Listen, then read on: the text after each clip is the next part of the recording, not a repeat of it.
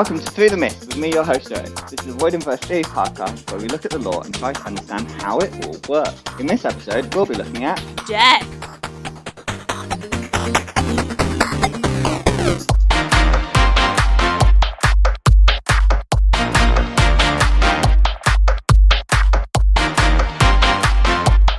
Welcome back, everybody! Woo-woo! And you may have noticed there was an extra voice there in the intro. Say hello to everybody! Hi, everybody! Introduce yourself, if you will.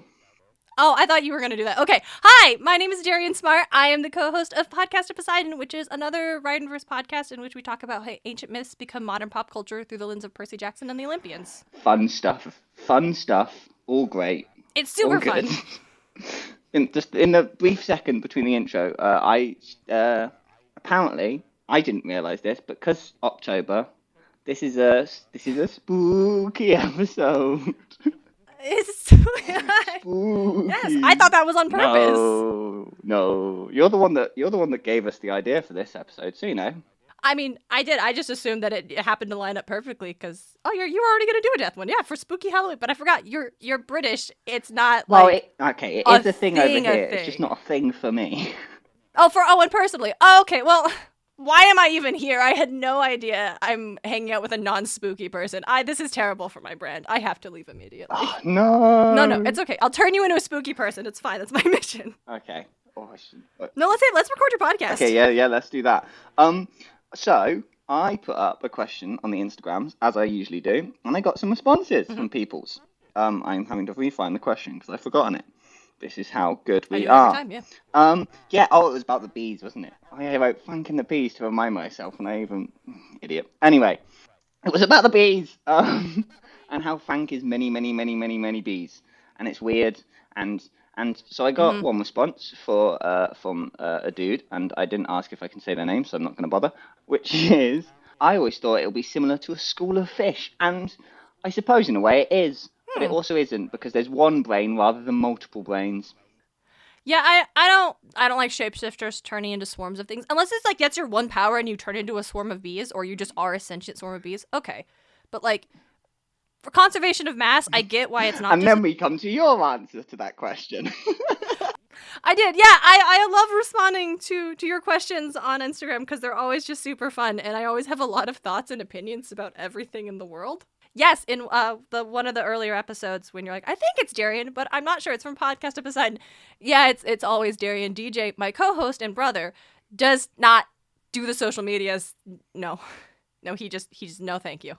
But yeah, on that one, my response was just like, conservation of mass is important. That's why he's a swarm of bees, because you couldn't just turn big guy Frank into one little bee. But I don't like the swarm. I don't like the hive mind, sure, but they're not. It's not a computer. They're not really a one mind. They're bees. They all have their own little thoughts, and they're following. They're on a schedule together because bees are very organized more than I am. But he should just be one big bee. Yeah, I think it's a great image. Just bee-sized Frank. Frank-sized bee. Bee-sized Frank-sized bee. Bee-sized Frank would be also be very funny. Would be but... also a good image. But a Frank-sized bee. He can shapeshift into this.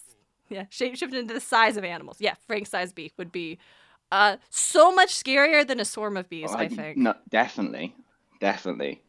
What's this about transport jargon in the note? Yeah, okay. So, because this is the part of the episode where you just, like, do a little housekeeping and catch up on past things. I figured, since I'm here, might as well do the thing that's not an interesting hot take and every American has ever done, but I'm going to do it because what the hell? Why do British words sound like magic nonsense? I don't know. They sound normal to me. I know they do, and that's why I'm going to quote you at you. So, I listened to all of your episodes back to back because I binge listened to everything. Episode 4, Beyond the Gods. All right? You talk about how Rick mentions Swindon, which, to quote you, is a dump with no skyscrapers. Yes. Then you move on to say how you've mapped out Sadie's travels, which I thought was really cool. And how it's ridiculous that Dr. Kane decided to take a taxi from Heathrow to Canary Wharf.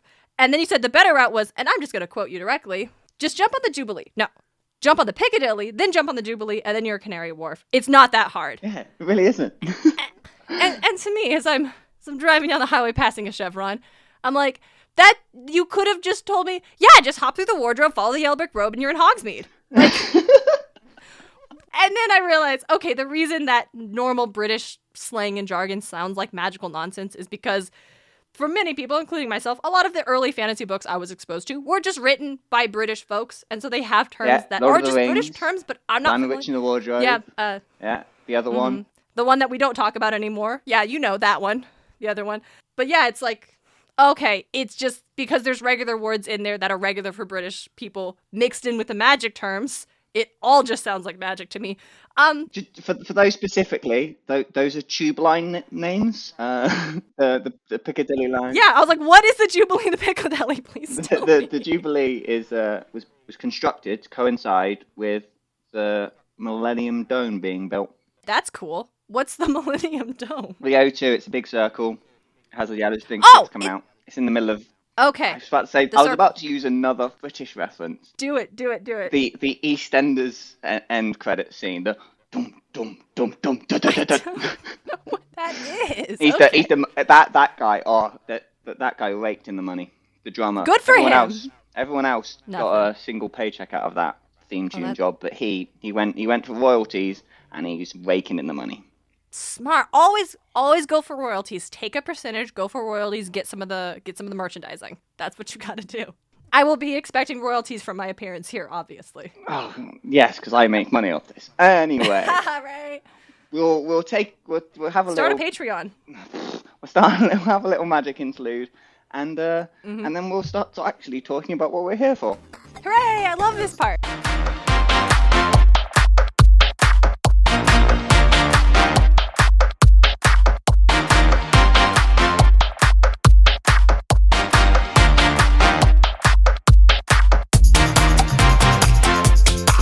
Right then, Afterlife. This is why we're here. Yes, it episode title's called Death, but what we really mean is the afterlives and all that jazz, because that's how we roll. Yeah.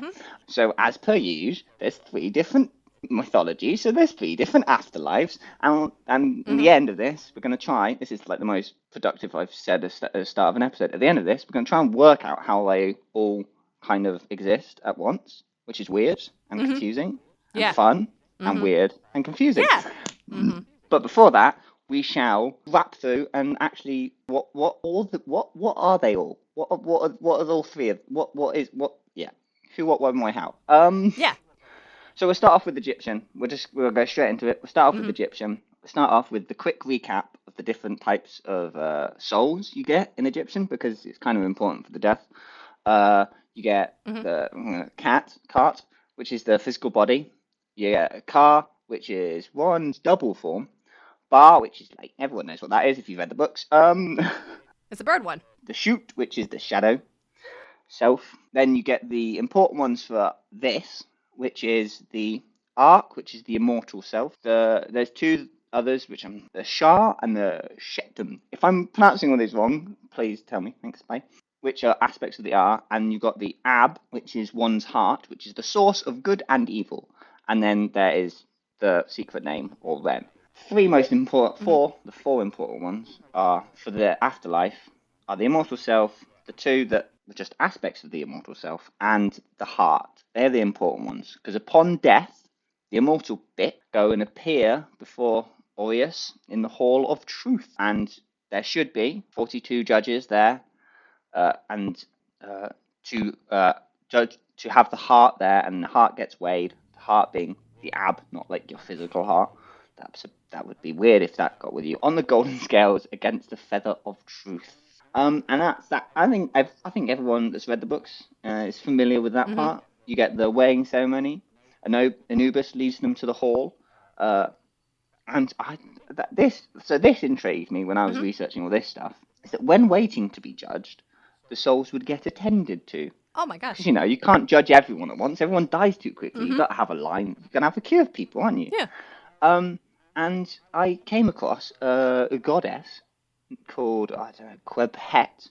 Apparently it's Anubis' daughter, which in the books wouldn't be a thing. No, definitely did not get included in Anubis' daughter. I did not know that, and I love Egyptian mythology. I love that. Yeah, so I would like to point out they are all goddesses, but they're all like water-based or purity, like so you Mm-hmm. like get washed and cleaned sort of Yeah. thing. Like you got Nephthys, which is the river person that infects Zaya. Um, In fact, that's what they're doing. They're infecting people, aren't they?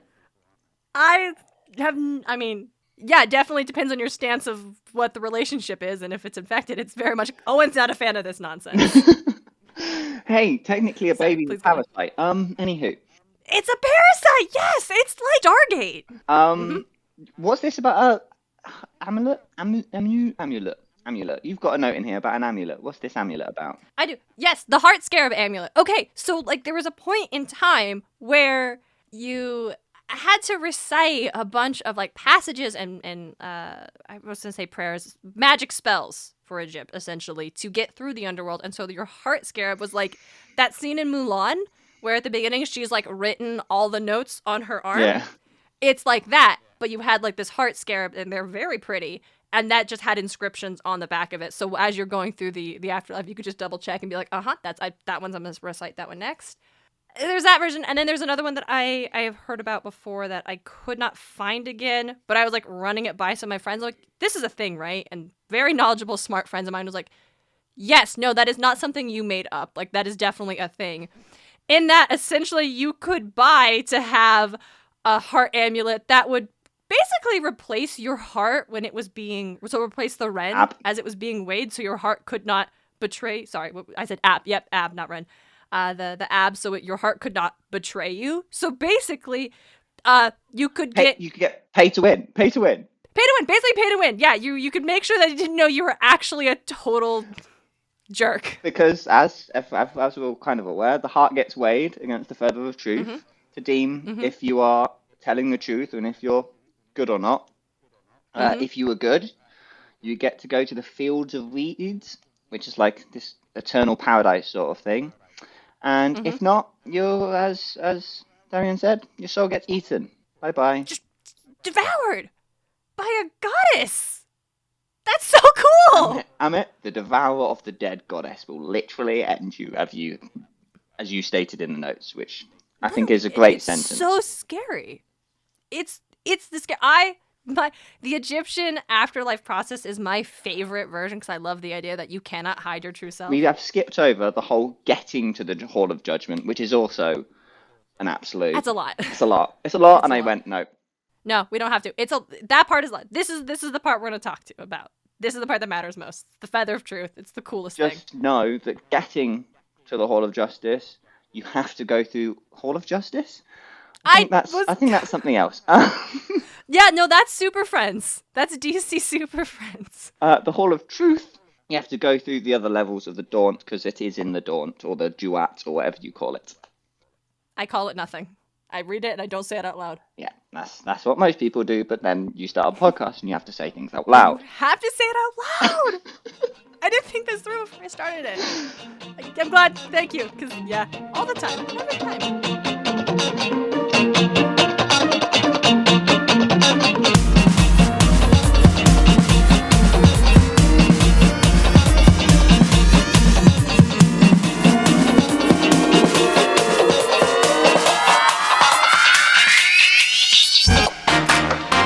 Right then, that's Egyptian. That was Egyptian. Mm-hmm. We've now got Greco-Roman, as I just like to put them together and smash them because they're one and the same thing. Basically, yeah. So we are going to talk a little bit about the journey to the underworld, and a lot of this is very lined up to books. So Hermes apparently is the one that's supposed to take your soul to the edge of the six sticks. And it's sometimes Thantos in the book, in the myths, in the writings. Mm-hmm. However, Depends on who's telling in the the story. books, I think it's very much that's all Thantos' job, and Hermes does the rest of it. Mm-hmm. Then you get Charon, ferries them across. You had the coins, which you would have to pay a fare to get across the Styx to get into the underworld, they used to be buried with coins in their eyes or under their tongues or whatever, and you would take the money and then you would let across. If not, you were trapped between the two worlds. I feel like if we relate this back to the books quickly, now you're kind of more like put in a waiting room, and you'll eventually get taken across. You will just get taken across first if you That's, have the money. I mean, sure, that sounds right. And remember, he's accepting card. Does he accept Venmo though? Is the thing. I don't have cash on me. I PayPal. PayPal. Yeah, do you PayPal? Like I got Google Pay right here. What's your phone number? I just need the last four. I died with my phone on me. That has money. Yeah, and then you pass under everyone's friendly neighborhood multi-headed guard dog, Cerberus, Love which Cerberus. lets everyone in. Dead or alive, you can get in. You just can't get out. Yeah, that's the thing. And then you go and get judged. And you wrote a lot about the judges, so I left this all for you. Oh, tight. Uh-huh. Okay. Yeah, I did an unexpected deep dive into the That judges. happens. So, yes, in the ancient myths, there were 3 judges who would judge you and decide where your soul was going to go, essentially.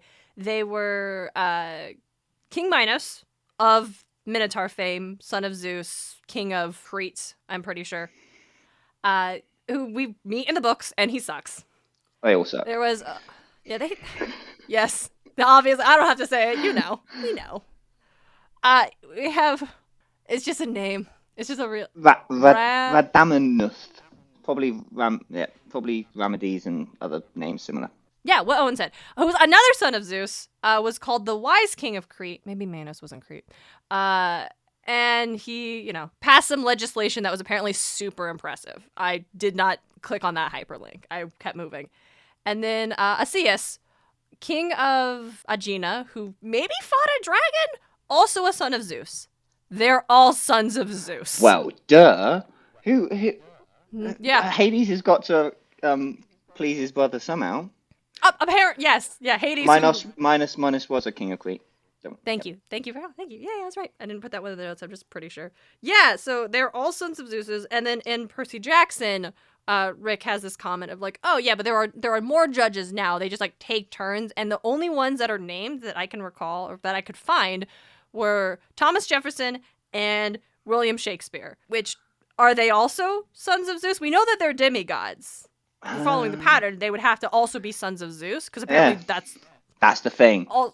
That's the thing. Also, like, 2005 Rick makes me sad because really just 2 more white dudes. couldn't name drop any women.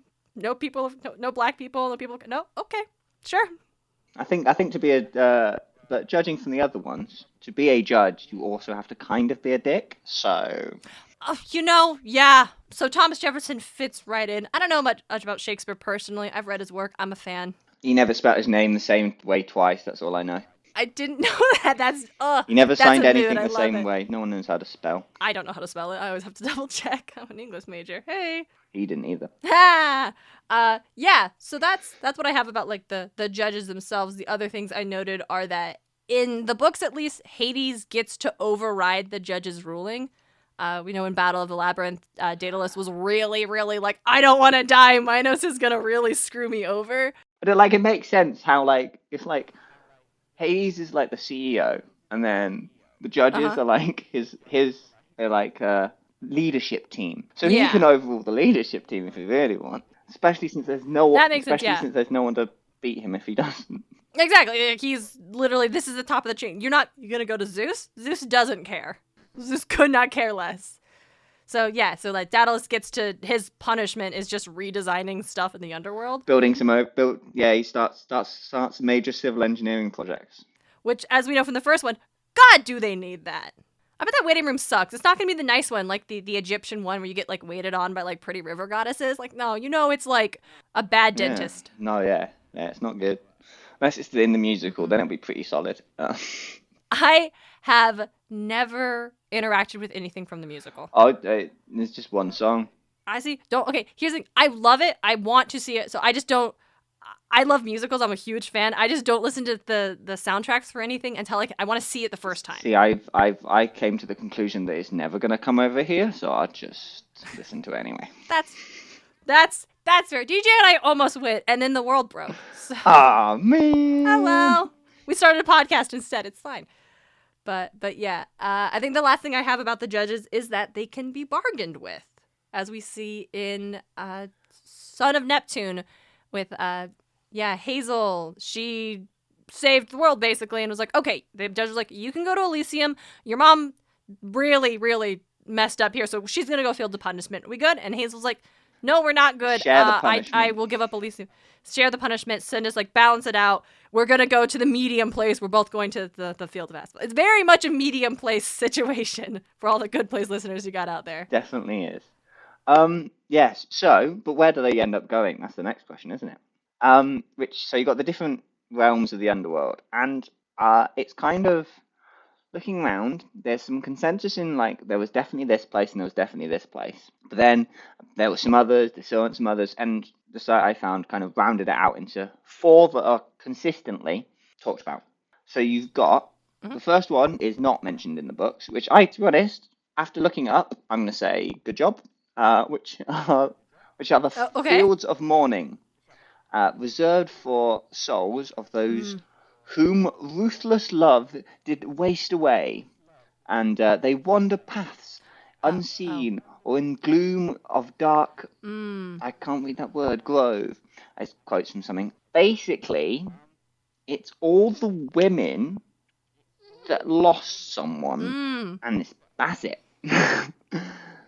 That's it. That sounds like some dudes in Greek mythology would come up with that. Yeah. A load of women that are grieving over their dead heroes that ended up in the field in the good place. What purpose does this serve? Why? What are we to learn here? Women only exist to mourn men. Okay. No, I'm not going to argue Moving against it. Yes. Then you've got the three that we have in the books in a way. So there's Tartarus, which in the books is a separate place, but it seems like in myth it's kind of both the fields of punishment and the big deep dark pit where all the monsters live. So it is the bad place. There's just not a bad place and the worst place. There's just the bad place. There's just Tartarus. There's just Tartarus. In the books, you split those up and you get the fields of punishment. Same difference. Asphodel Meadows or Fields, which is consistently the neutral place, the medium place. I've just gone with this good place referencing now. Yay! Full in. Well, intriguingly, in one of the myths, Odysseus meets the shade of Achilles there, which is weird. It does, yeah. It's weird that a hero didn't end up in the Elysium Fields, which is the next place. That is the best segue I've ever done. And that was the place for only the most privileged of mortals, exceptional mortals, privileged with a life free of toils and pain, or did something really, really cool and you got to go there because you were a hero, or maybe a son of Zeus. Wait, okay, hold on, wait, pause. I know you get into Elysium if you're just like top tier, best of the best, son of Zeus, or a son of Zeus, comma. I'm not gonna put them in the same thing. But if you just were like a rich dude who didn't have to do anything, you get to go to Elysium? Depends on the judges, I guess. I hate this. But it's like, I don't know. It depends on what you think is bad. I mean, I feel like if you're just like, oh, I'm a wealthy person, I just like, my family made money and I just didn't have a life of toil. Like, okay, you get to go to the fields of asphodel. You didn't do anything. Yeah, I'm agreeing there. It's an ancient system. It's a bit messed up, isn't it? Yes, I would say yes. I mean, most afterlife systems are a bit messed up, even the modern ones. What? I'm not saying anything. No, moving on. It definitely don't make sense. If someone's all forgiving, there's a place of bad. What? No. What? Weird. It's almost as if like maybe someone else made that up to control people. What? No. Definitely, they're definitely not just nicking Nero. Anywho, that was a previous episode. Go listen to that. It's great. It helps explain what's going on in Trials of Apollo so much. I had no idea. Anyway.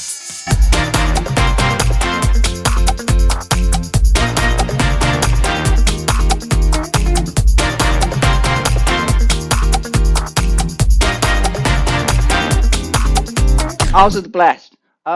So kind of the thing that I wanted to look at too in this, the reason that I went, is because of the Isles of the Blessed and the whole rebirth system. I was confused. Yes. And you got Elysium, which was the final resting place of souls of heroes and victorious men. And you cut. Only dudes. Duh, we're the best. Clearly, haven't you read Greek mythology? Women don't do anything. Exactly. Anywho, I don't want to be. No. No one isolate that Yes, soundbite. please, thanks. Okay. So Isle of the Blessed. Elysium can be like distinguished between like two realms, which you get the Islands of the Blessed and the Lethean Fields of Hades. It seems also that the Isles of Blessed thought were to be an actual location somewhere to the east, basically towards America, because Atlantic, massive ocean, barely anyone crossed it. Definitely the Greeks didn't. No. Yes, so it's a white island or islands of Blessed was an afterlife realm reserved for just the heroes of the myths. Okay. So if you did the just nothing and you were like just rich, you wouldn't end up at the Isles of the Blessed. You would end up in the Lethean Fields of Hades, which is the good place. It's just not the best place. You had to do something myth-worthy to be in the best place. Okay. So yeah, it's located far western, and it's like in the start of all the streams and rivers within Oceanus, which is I think that is just straight ocean, like Gaia level. Should have wrote that down. Either one of two people ruled over it. You even got Cronus. What the hell? Which is like, okay. Okay. Cool. Huh? Nice, I guess. Sure. I thought it was chopped into a million pieces of bits. Yeah. Or you get the dude from earlier who was also a judge. Yeah. I read that guy. That makes more sense to me, I think. Especially if we did some like really cool legislation Yeah, thing. I just really had the system together. We Oh could yeah, count on I him. did write who Oceanus was. I should read my notes ahead while I speak. Which is the great freshwater river that is at the edge of the flat world. Because, the world's flat.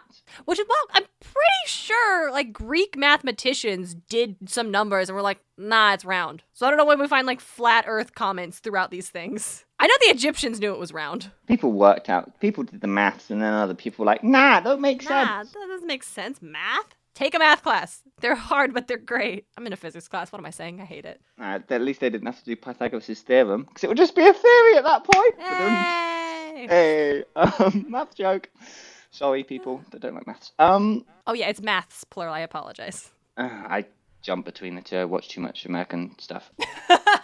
Elysium. Yeah, so Elysium is kind of a changing concept. Through time, it's not really mentioned in the earlier stories, but it starts gaining traction later, as the idea. So it's kind of like you get the medium place or you get the bad place. Mm-hmm. And then as time goes on, they're like, but what if there was a good place? I want to go to I don't want to go to a boring place. Let's go to a fun place.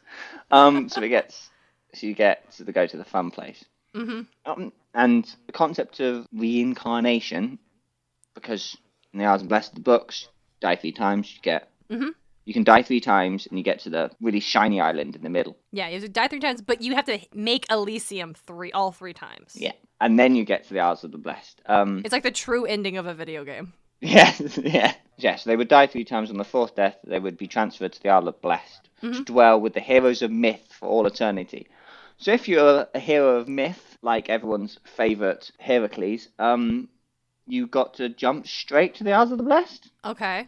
But if you're a normal, boring old, I'm not a demigod mortal, I'm not a son of Zeus, you had to die 3 to 4 times. To earn it, yeah, 3 to 4 times. That's different in the books. In the books, it's like everybody, if you want to go to the Isle of the Blessed, you have to do the reincarnation 3 times. Much more fair. I think so, yes. Obviously, as you said, Heracles, son of Zeus, of course he gets to skip the line. Is he a judge too? I'm not surprised. No, he got upgraded to god. Yeah, that's right. It's on an island. Sure, dude, how'd that work out for you? He hates it, apparently. Anywho, so reincarnation itself as an idea for... Oh, that's spelled wrong. It's okay. Oh, and no one would know. Yeah, but I know.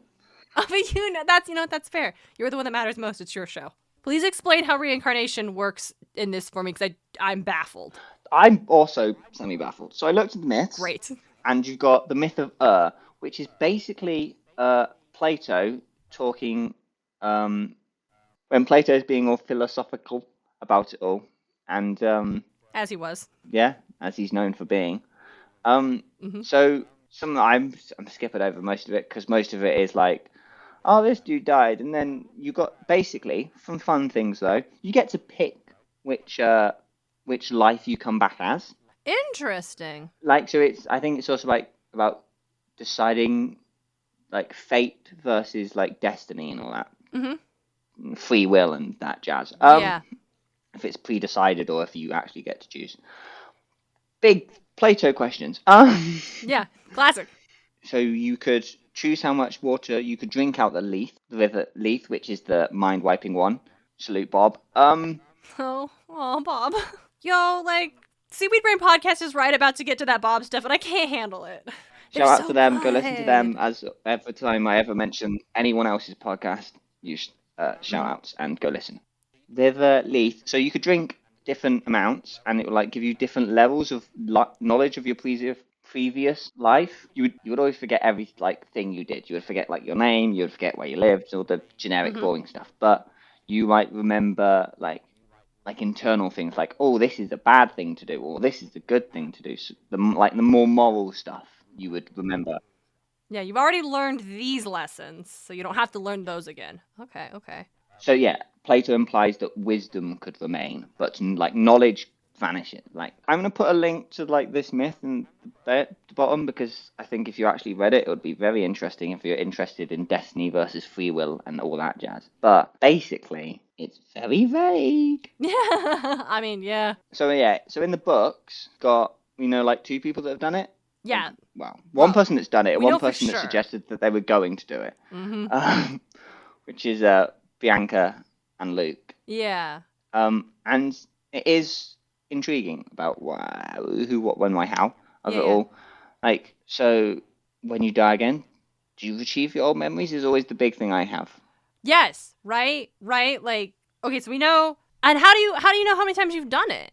Like, if you die and when you die, it's all of a sudden like, oh, you're in the afterlife. You're like, welcome to Elysium, and all of a sudden you're like, oh yeah, I was. That's Bianca. Oh yeah, I was Bianca D'Angelo.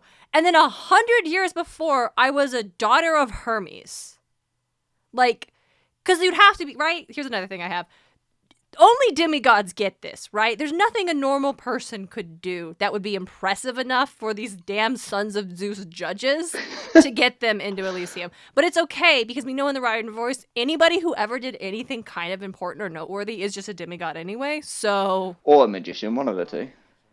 Or a magician, there's that too, yeah. Anyone that got to a position of power got it through blood. Yeah, right? Ooh, don't like that. Ooh, hold on. It's like, hey, some people are just more special than others. Yikes. But someone has to be keeping track, right? Like, if you have... I feel like if it's in the books, it would be Thantos with his little spreadsheet. Yes. He's got spreadsheets. He's got Excels all over He's like, the place. he's like, this person's living. This person's not on my list of dead people to capture. This person's got 2 names next to them, so clearly they were 2 people. Yeah, exactly. Like, I've moved them to the other spreadsheet. Okay. Oh, now they've just reincarnated, so we move that over here. Yeah, this is you got the first tab, which is first death. Second tab, second death. Third death people. Yep. And then he's got the one that's just a list of everyone he has to go to collect, and you happen to be on the list 2 or 3, you've got to, like, they're highlighted so he doesn't accidentally forget. I can accept this. That sounds real. Sure. Hey, do you think Luke got the option to be reborn, or like did he definitely go to Tartarus? I don't know. I think the whole Luke was he a hero, was he wasn't debate is a bit the Hazel debate for her first death. Interesting. Okay. Because Hazel they have the debate. The judges have the debate themselves, and they kind of land on she's also a son of Hades. You should probably not send her to the field of punishment. Just because maybe it'll piss off Hades. But all right, yeah, there's that blood thing again. Because she raises the giant, and then right at the end, before he can actually pop out, she destroys the giant's hull. She sacrifices herself. Delay the giant's rise, as we all know. Yeah. So that's kind of the Luke debate. He does a load of bad stuff, and then right at the end, he goes, "This was not a good idea." In the armpit. I've made a terrible mistake. Yep. It's such a stupid place. Of course, Luke. I forget. It's also a great place. I guess. It's Yeah, but like hit someone in the armpit. No, it's not wrong. It's better than right in the small of your back, Percy Jackson, where people are regularly trying to stab you. I mean, you're not wrong. It's just imagine that scene in the show and just, yeah, that's how Kronos died. Just They'll probably move it so it'll be like closer to the shoulder at least, like a little bit more like dramatic. Yeah, he won't stab himself up between the torso. He'll stab himself like in the Right in the shoulder. side. Yeah, like through it. So Yeah. he'll still get the armpit, but he goes just you go from the other way. So I feel like Hazel gets maybe a little bit of defensive ignorance because she didn't fully know, right? She would not have had a full understanding, whereas Luke was very, very well aware of what he was doing and what the consequences would be. He did get in over his head. Yeah, he definitely got in over his head because he wanted to dip out. By the third book, he was like, no, I want to dip out of what they are doing. Yeah, so as soon as he's like, oh, I physically have to. He's like Riku in Kingdom Hearts. Did you play Kingdom Hearts? I haven't played Kingdom Hearts. All right, this means nothing then. So we're just going to skim right past it. Cut that. We won't dive into that. But yeah, basically so you find out, oh, I will physically have to be like the meat puppet for Kronos. I don't like this anymore. I'm not willing to sacrifice that much, but I expect everyone to sacrifice everything. I don't care much for Luke. However, I feel like since we've been doing, Good Place references, I feel like Luke is like, he's the one where they would create the medium place for. It's like, yeah, you did a lot of really bad things, but the one cool thing you did keep a lot of really bad things. So basically every good thing that happens after was kind of because of Luke. It was like, all right, we're done. I'm out. Every so good I feel thing that like happens after is because of Luke and Ethan's sacrifice. Yeah, I forget about Ethan. Sorry, Ethan.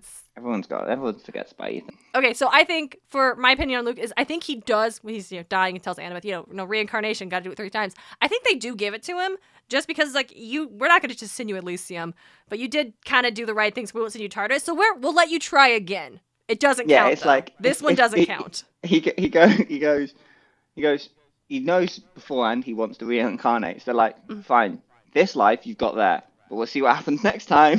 Yeah, we'll see what happens next time. Also, the Luke one doesn't count. The reincarnation is your present. You're still starting from number 1. That's also an interesting question, though, is if you did really good in the first life, or one of your first lives, and then you did really bad in the second one, what happens? Because you can't go back. You can't go to Elysium, clearly. No. Do you end up in the fields, or do you like... I guess, because like, how much does it count? Yeah. You gotta hit it right 3 times to get... Yeah, is it like... Yeah, it's like maybe you did really great the first time and really great the second time and somehow just like really went like just dark side, kind of remember that like had an instinct like, I've done this before, and every time it ends up here, like we get dark version of Percy all of a sudden, who's just like, nope, we're done tearing down Olympus, which I don't blame you, dude. And then it doesn't work out, and it's like, oh, all right, we'll give you Elysium, because like this one just negates the last one, but not the first one where you did really good. Like, what are the rules? Maybe it's like, so you did well last time. You did quite bad. You didn't do as well this time. So so your options are either sit in a field and do nothing, or you can give it another shot, and we just won't send you to the really good place. We'll just send you to the one back. Yeah? Yeah. Maybe they negate each other, right? Like if you did super good, but you didn't do quite enough, it just kind of erases the last one, but you still get to try again. But you get a maximum of 3 tries. Only 3 though. That's it. Even really you all or nothing. You can't get it until you equal 3 tries of good. It's just 3 tries. See what happens. Yep. I can sign off on that. It's such a weird thing. I had a thought. I feel like it was a real missed opportunity in specifically Heroes of Olympus to not have a character who was on their second life. Right? I loved it. Like, wouldn't that have been, or at least in Trials of Apollo or something? And if there is a thing in Trials of Apollo, please don't tell me I'm not done yet. If Rick does a big enough time jump, can we have Bianca's second life come back? Please, thank you. Right? Ugh, I love Bianca. She was 12! You just got to do big enough time jump, and it's all possible.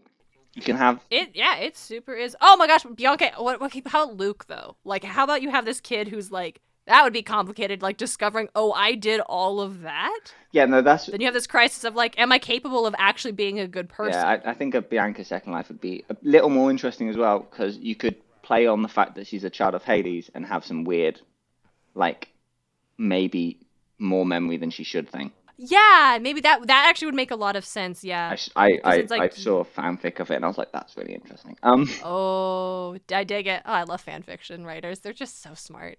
Like, I don't write it, but I love it. Okay, so we should probably move to the next one.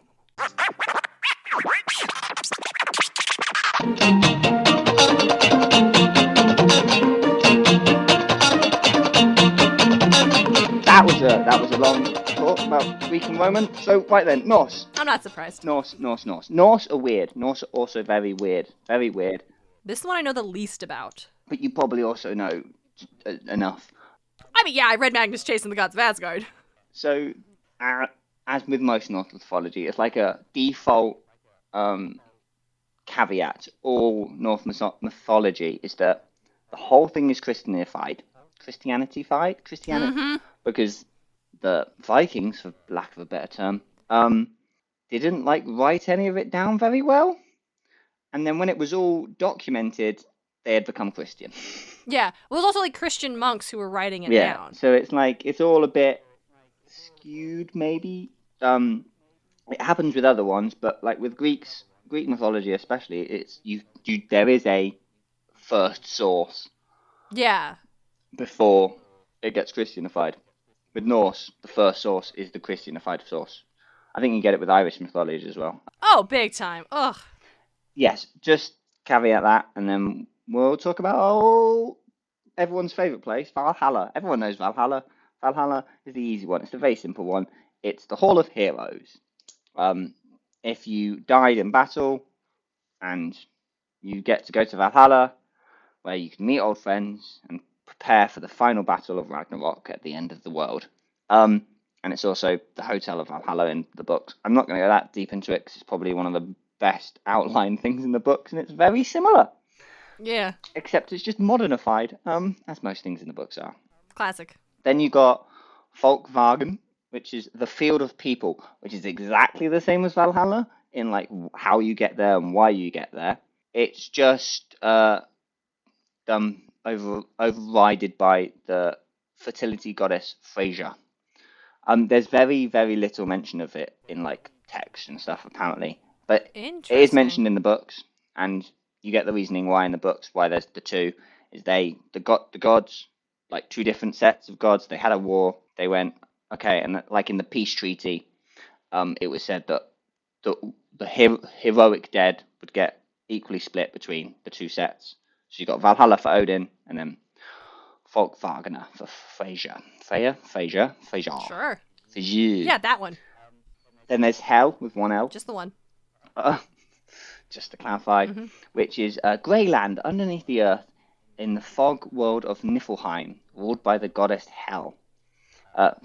Same spelling. Yep. And that's where the majority of souls would go. If you hadn't done anything awesome in battle, even if you just lived life, you would still end up in the really boring, sad place. In the books, you get to see it in 9 in 9 worlds, and there's also the portal to it in the other book, in Magnus Chase itself.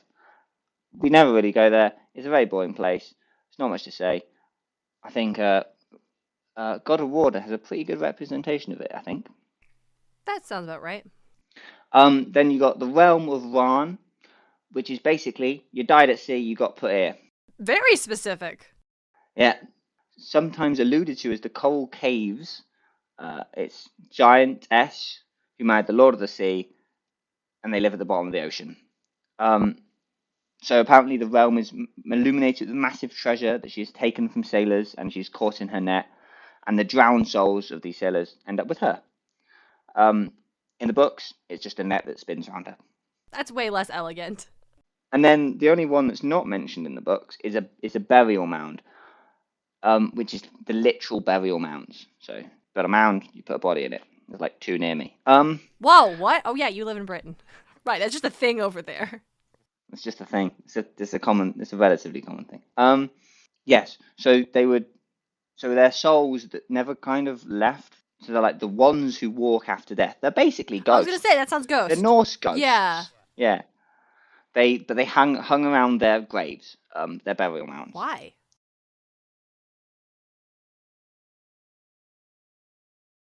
It's unclear. Oh, just cause. Sure, they didn't die at sea. They weren't cool enough to go to Valhalla or the other ones. So they have, yeah. So the Norse also, similar to the Egyptians, have different aspects of the soul. Mm-hmm. And how they all interact and work is very unclear. But it could be something like that, where part of the soul would stay on the mound and another part would go to hell or whatever. Okay. I didn't know that. That's interesting. but linking it back to reincarnation, Oh. that some aspects of the soul would reincarnate. They would so you would have like this big like family soul sort of thing, Uh-huh. where you would reincarnate in your already existing living family, Okay. which is that's cool. That's real that's a, like it's like the idea of like they live on in your heart sort of thing. Okay, that's nicer than what I was thinking is there's grandma's part of her ghost just sitting at the dinner table. No, no, it's more like they're living in your like Okay, the they phys. never truly leave you. It's in your that's nice. I like that. Oh, yeah, it's nice. And then there's what other aspects, and but you like some aspects would reincarnate. Mhm. Um, and other aspects would literally go to at the same time. Other aspects would go to the various afterlives, whichever one you end up in. Yeah, that's Norse. Norse was relatively simple, but also partly because it got simplified most likely. Oh, yeah, I bet there was a lot cooler stuff. Way cooler things that just didn't get written down because it's like, this is a part of life. You don't have to record it. And the Christians come along and they're like, let's just, I don't like this. I'm not going to. Classic.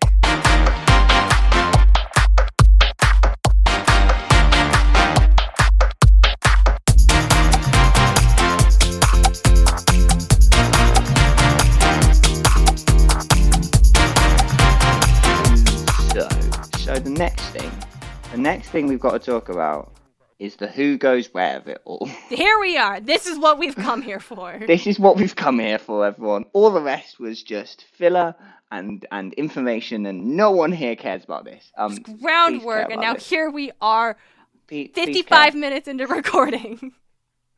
Please care. Owen Yes, worked hard this on is this. probably going to be my longest episode ever because someone else is on it. Hey! So it's not just me talking to myself. That's me. That's you. Yeah, this is mainly you. I basically just left this bit for you, and I'm just gonna. Okay. All right. Okay. Just deep breath. Okay. So here's the thing. The afterlives in the Rick Riordan verse don't make any sense because there's all three of them at once. There's all three of them at once. And I think as like, the fandom, when you're reading these books, you can like conceptually accept, okay, all of the gods exist, right? Like I read Shadowhunters, all the stories are true. Like I got it. I'm on board with that kind of notion. The problem is that Rick has gone out of his way in his books to suggest that the other afterlives don't exist, right? He does this straight out the gate in the very first person in Lightning Thief, right?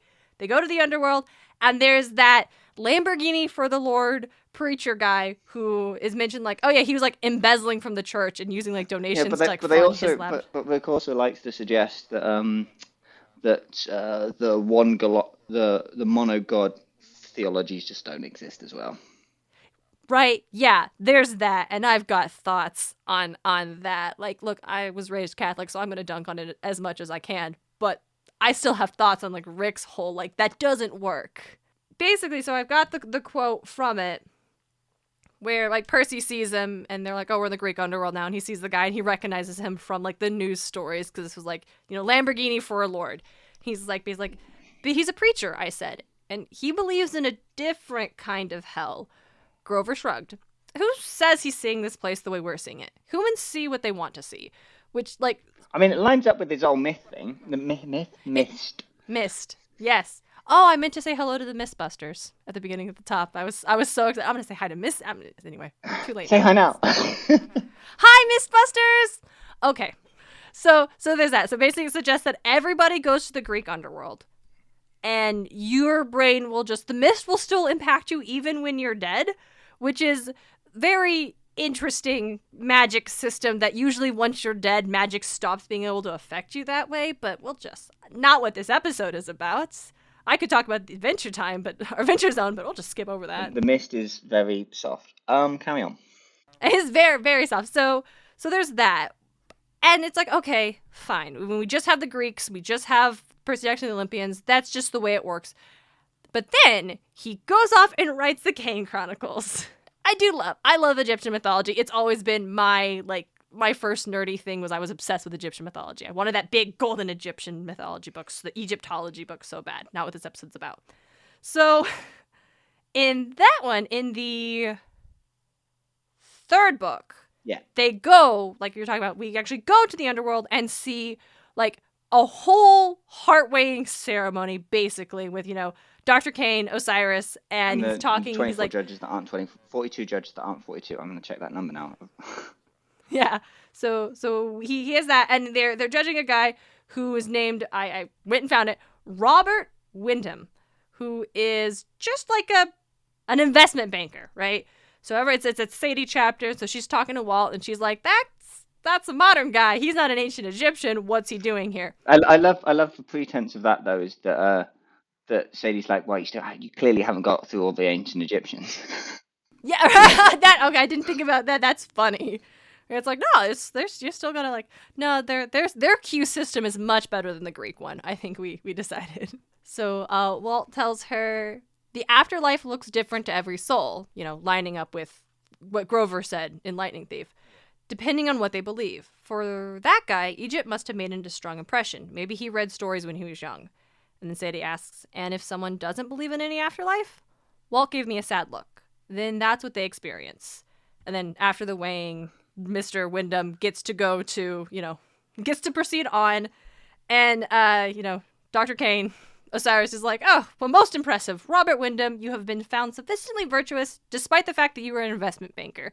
Because, gotta have rich jokes.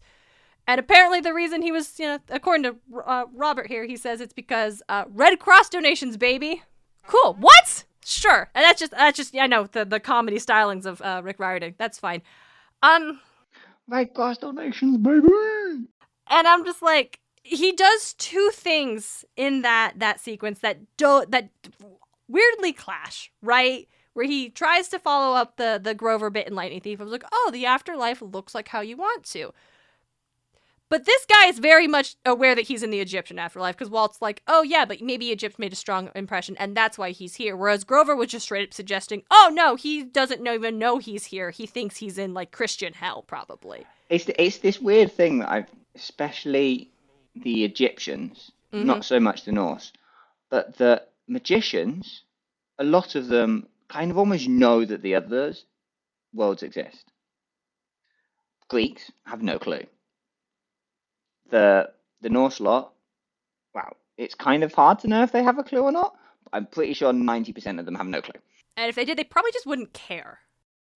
Like, because you got the whole Chase connection, but it's like, yeah, in a lot of the Kane Chronicle books, you have a lot of references to other belief systems, other gods, other problems. like there's the whole mummy thing in one of the books, where they're the Greek or Roman mummies. Yes. Okay. Yeah. They're like partially done one way and partially done the other, so they never moved on to either. Oh my gosh, I forgot about that. Ooh. Yeah, that makes sense to me with what, like, in the stories that Rick is dealing with, Egypt was first. By a lot. Like, by civilization's rise and fall timeline a lot. And so it makes sense that, like, these Egyptian gods would have, like, maybe they would be, like, the magicians, like, the people who are in this pantheon would be aware of the others because they saw them come into existence. Yeah. Whereas, like, the Greeks and Norse would not maybe register these other things because to everybody, time starts with you. I mean, you have Trials of Apollo where Apollo kind of knows everyone, but, like, he's a god. It's like, I'm talking about the mortals here, right? Yeah, that makes sense because everyone was so shocked to find out Roman camp was a thing. And I'm just like, I was 14 reading these books and I'm like, that's a thing, right? Like, why are you surprised? Sure, that's a twist. Anyway. Lost Hero is fine. So my whole thing, and my notes go on for way too long, and they're color-coded purple because that's my favorite color. I can boil it down to, I'm not convinced. You're not convinced? Like, I don't believe Grover. I'm not convinced. Like, Grover thinks he's going to become a flower when he dies. So he is not a reliable expert for any sort of, like, afterlife We knowledge. see this happen. Satyrs and other nature creatures seem to have a reincarnation cycle. I don't get it. Yes. I don't get it. Anyway. Yeah, so that's what they do. And fine. I'm just saying, like, Grover maybe knows what he's gonna do, but he cannot speak for what this human guy is saying. And Walt's a little bit more reliable because Hey, Robert, if you're listening, skip 45 seconds right now because this is a major spoiler. Okay, so shout out to the damn meme page. the damn babies, hey, follow them, they're great. Skip, hit skip 4 times. So Walt's an exception because he's got the whole Anubis Death Guard thing going on, so he knows a little bit more. But it's still an assumption made on the premise that this pantheon is the one true one. Like, Grover's like, oh, everyone goes to Greek because we're like, this is the one right one. Walt's basically like, everyone goes to Egyptian, basically. But they get to choose based on what was influenced. But if they don't believe in one at all, they would just go nowhere, which is nonsense because Magnus chases atheist. And he ends up in Valhalla. He's also a demigod. I think that has a sway. That's actually the linchpin of this thing. If he didn't end up in Valhalla, he probably would have not. It's the question of if he didn't die heroically, he would have gone to most likely hell. With hell. And the question is, would he see hell as it is, but like the fields of aestheticism, they're kind of just mindless, numb things anyway. Like the souls don't seem to have. Just meandering, yeah. For the middle grounds of the two main ones we see, because Egyptian doesn't really have a middle ground, it just seemed very not really knowing who they are. So it's the question of, so I think if you're born into or related to a pantheon, very quickly you just go to whichever one you were related to easiest, because that makes perfect sense. No, that's actually like that's the groundwork of my theory. Is like, because Sadie Kane and Percy Jackson aren't going to Valhalla. No, they I would think very probably die it would heroically, be but they will. absolutely hilarious if I see like it loads of times. Like I think one of the big ones is Jason ends up in Valhalla. Oh my god, that would be so good. I'm like literally just starting the chapter where Jason dies. And I know he dies, right? And I know this is when it's going to happen because I read the haiku. Like, I know this must be I it. never read a single one of those haikus. They're too complicated. I hate them so much. I can't believe he wrote them anyway. Anywho. I wonder how long it took him to regret that decision, right? Like, definitely he did it through the first book and then started the second one and realized, I've made a huge mistake. And I actually like Jason, so I'm really sad this is about to happen. I just haven't read it for a couple of days. I'm not ready. I'm not prepared. Tell Erica. She'll make fun of me. Anyway, so... Don't worry, I don't think she listens. Okay. Actually, I don't know. She might... Probably not. Tell us if you listen. We'll find out. We'll find out. Okay, so I think you're absolutely right. That's like the thing about my whole theory is that like I think Grover and Walt are both wrong. I don't think you being like, any given mortal being in these universe gets to choose where they end up. I think it is whatever their connection is strongest, they're gonna go there. So like wherever their blood is strongest. Yes, right? So we have like the Robert the investment banker, and he's like, yeah, maybe Egypt did have a whole huge pull on him, but like he's like maybe he's a 10th generation magician with very weak blood or something. Yeah, exactly. So he never was in that world, but it still like is a connection to him. And then we have, Lamborghini for the Lord guy, and this dude probably didn't actually believe in Christian doctrine. He probably does not actually believe in a heaven or hell, because if he did, he wouldn't have been pulling what he was pulling. And so he may be like a great, great, great grandson of like Hermes. And so he actually ends up in the Greek afterlife because, well, you don't believe in Christian hell, so you're not going to go there. Hermes is also an absolute solid bet as well. Yeah, right? Thank you. So I think like we can't take Grover's word for it because he doesn't know what this guy is saying. And also like the suggestion that the mist is still going to like impact your perception after death is just doesn't make sense to me, because the mist exists to like keep order in the living. Why do we need it after death? Yeah, it's to stop the brain freaking out. Stop your brain. Yeah, once you're dead, you don't have a brain anymore. Yeah. Yeah, exactly. You don't have a brain anymore. You can comprehend all things. So make the world as big as possible when you're dead. Exactly. So that's my thing, because it also this is where I'm going with this, because if you're just going to end up in one of these like pagan afterlife systems, what does that mean for characters like like Sam, who's Muslim, and like Islamic belief system has a concept of like what the afterlife is like and what death is like. And honey, it's not Valhalla. It's not weighing in feather of truth, and it's not passing by Cerberus and those and the son of Zeus judges, right? They have their own belief system, and so like when she dies, is she just gonna get dragged into a Norse afterlife? Because after in the book she talks about how once the world is I mean, Sam is a child of Loki. yes, yeah, Sam is so a child of Loki. But she's once she's done saving the world, she's like, I'm done being a Valkyrie. I just want to go live my life. And so we can assume that she's probably not going to like die heroically. Die in battle. Yeah, because she's going to try to remove herself from that. So when she dies of like old age or cancer or car accident, any of the 1,000 horrible, simple ways that humans die, is she just going to end up in hell? Like 1L hell? Like that would suck just because she's a child of Loki. But her strongest belief system is Islam. She's gonna stick around her burial mound. I've just realised we do have burial mound people in the books. Tight. The people with the sword. That's great. Because actually in Islam, which I don't know much about, because I was raised Catholic, so we don't talk about that.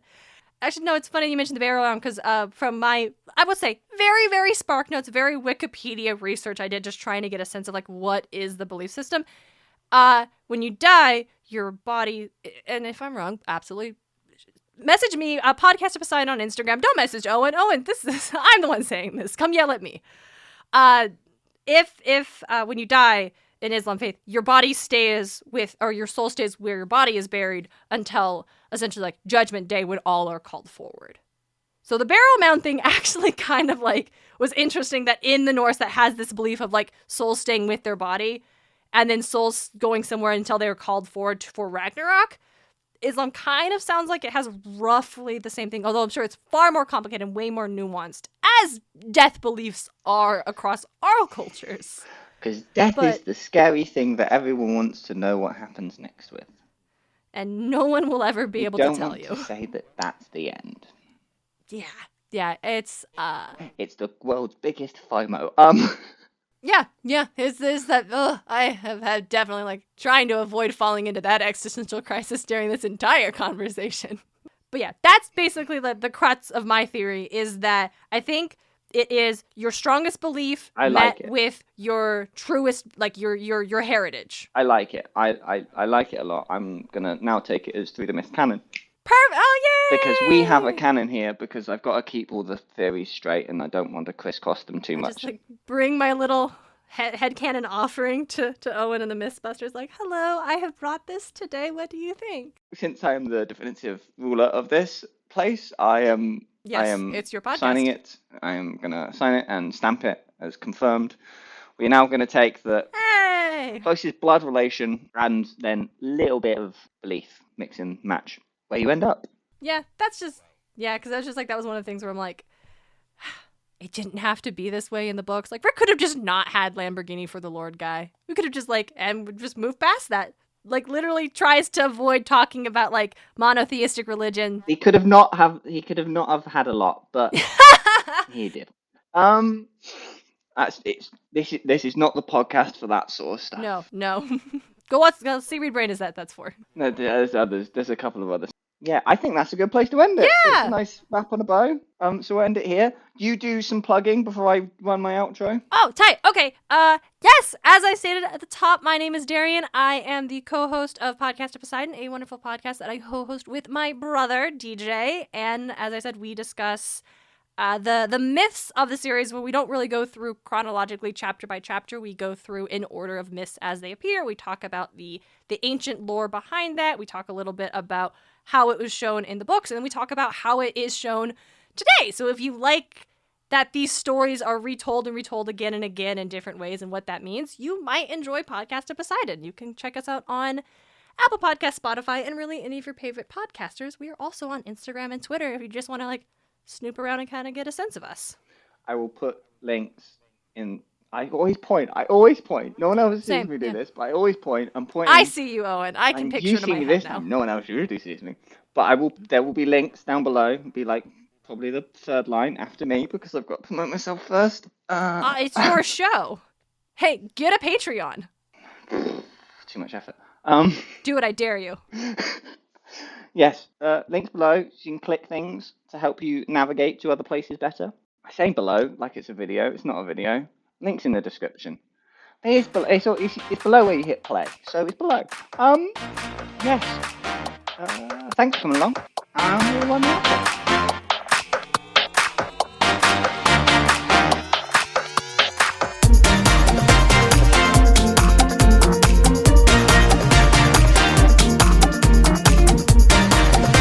Thank you for indulging this theory. If you have any comments on this theory or theories of your own that you want me to discuss, you can email them through to 3.t.myth@gmail.com, or you can DM me on the Instagrams @3_myth. Make sure to follow the podcast, like the podcast, subscribe to the podcast, whatever you have to do, whatever platform you listen to get this podcast out there.